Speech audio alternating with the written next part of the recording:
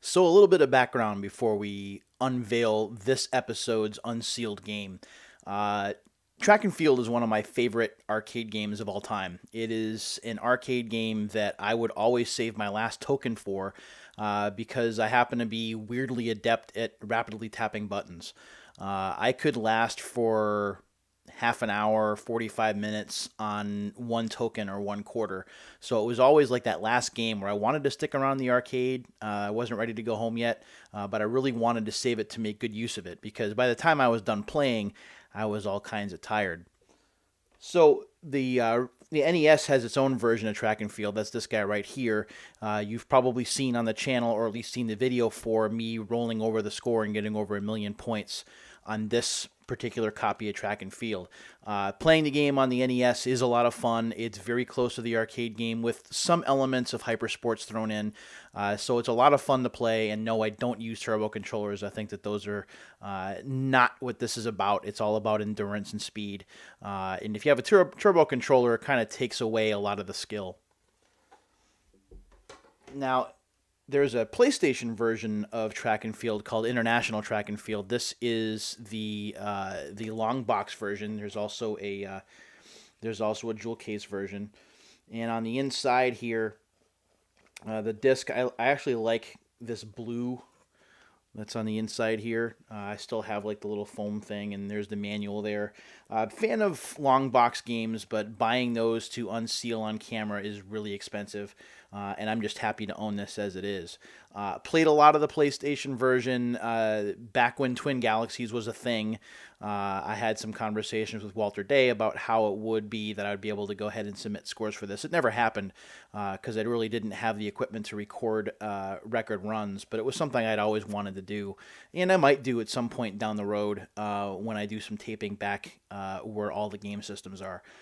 So this game is a lot of fun. They also had an International Track and Field 2000, which I have in the office. I just didn't bring it in for this episode. So why am I talking track and field? Well, for the launch of the PlayStation and one of the early games that I got from my PS2 is a track and field game that Konami had published. And they published it in coordination with ESPN using the ESPN license. So we have here ESPN International Track and Field, which is from 2000. This game is originally sealed. It's not one of those that's been resealed like Madden in the last episode, so that's kind of nice.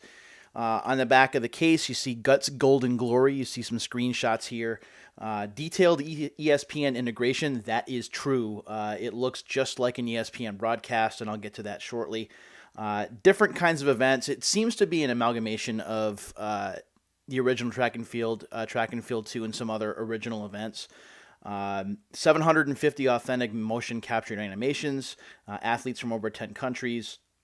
It's a lot of fun to play if you're a track and field fan like I am. I have had this just disc only, so when I found it new, I wanted to go ahead and grab it because this will give me a complete copy. So we're going to go ahead and we're going to try and get this open, and I'll talk about it more when we go ahead and look at the manual. So again, we're going to go ahead, we're going to open this so everyone can see. There we go, taking the wrapping off. And we'll slide this off. This is a lot easier. There we go. Do it just like that. Throw that away. Again, does have the seal, so we'll go ahead and we'll try and remove that. The one thing that I thought was interesting about this game is there's a gymnastics routine that plays a lot like Dance Dance Revolution. Now, when I played this, when I played that particular event, I had no idea really what DDR was. It was really my intro to DDR, even though it really wasn't what it was. So when we look on the inside, it is basically a replication of the front cover. We have the instruction manual and we have the disc, which is a CD-ROM. So again, if you have an older PS2 or you have a slim PS2 that doesn't read blueback discs, then this is one you're going to want to stay away from. We'll go ahead and we'll take a look at the inside of the manual here, as we always do. And on the back here, we have an ad for Winter X Games Snowboarding, another ESPN title. They called it ESPN The Games, by the way. On the inside of the manual, this is not a full-color manual. This is black and white. Do have some information about how to set it up. Some information about how to enter your name. what some of the events are, like the 100-meter dash, the 110-meter hurdles, long jump, pole vault, javelin throw, 100-meter freestyle, weightlifting, horizontal bar, trap shooting, rhythmic gymnastics. That's the one, and I'll try and get it closer so you can see it. That's the one that's basically DDR, is the rhythmic gymnastics. I think there are 3 songs to pick from. And then, for whatever reason, there's a notes section, I guess, if you want to copy down your high scores or whatever. We also have a warranty card or a registration card. And we'll go ahead, as we always do, and we'll go over the questions here. Date ESPN International Track and Field was purchased. I'll try and move that over. That's worded wrong, but okay. Who purchased the game? Mom, dad, you, grandparent, friend, or other. How did you hear about this game? Friend, TV, magazine review, game package in store, magazine ad, rented it, saw player or saw demo in store. I actually saw the game package in the store. That's how I knew about it. What type of video games do you like? We've gone over this in videos in the past. Action arcade, that's really my thing. Sports are my thing. Adventure, role play, puzzle, and fighting. Your favorite video game magazines?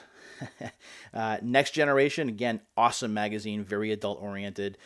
Game Pro, another awesome magazine that I really miss. PSM, PlayStation Monthly. OPM, which is official PlayStation magazine. EGM, Electronic Gaming Monthly. Die Hard Game Fan, Game Informer, PlayStation Extreme or PS Extreme, and Nintendo Power. There are only 2 of those left. EGM is, I think, still kicking around, and Game Informer, which has been around for a long time and hopefully will be around a lot longer. Do you own any other game systems? PC, Mac, Sega Dreamcast, Game Gear, Game Boy, Nintendo 64, Game Boy Color, PlayStation, and PlayStation 2. Interesting that they note the Game Boy Color here. We are very close at this point to hearing about the Game Boy Advance, so it's right on the cusp there. How many PlayStation game console games do you plan to purchase in the next 12 months? I choose not to answer because it's a crazy amount. Who else in the family plays the game? This is a first. Brother or brothers, sister, sisters, dad, or mom. So apparently grandma and grandpa don't get to play. And your favorite hobbies. This is also an interesting one. Team sports, extreme sports, movies, arcade gameplay. Yeah, that's me. Collecting and listening to music. So, ESPN International Track and Field. Not necessarily one of my favorite games. I think I prefer the NES version a bit more over this, but still seeing the ESPN integration and making it feel like a televised package was certainly pretty interesting. And what's fun to note now is the next few titles are going to be opening up, for the most part, are going to be games from the ESPN family. Not necessarily from Konami per se, but they will be ESPN sports games for the PS2. So we'll be getting to those, and also when the Stanley Cup finals start, I have some more hockey games that I want to get to as well. As always, your comments are very, very welcome. I try and respond to as many as I can. Let me know what you think of the series, if there are any games that you've had a favorite of or that you've had an experience with that you want to share. I am all ears. I'm willing to listen. This is, by the way, my 200th YouTube video, so whoopee! It took me 8 years to get here, so it took me a little bit of time, but it's certainly really cool to have 200 videos in the bullpen for people to check out, and quite a few of those have been Unsealed videos, and there will be more to come, at least another 20, so that's pretty exciting stuff. As always, thanks very much for not only checking out this Unsealed video, but also checking out all of my work here on my channel. I hope you like it, and look forward to more in the future. Until the next time, my friends, see ya.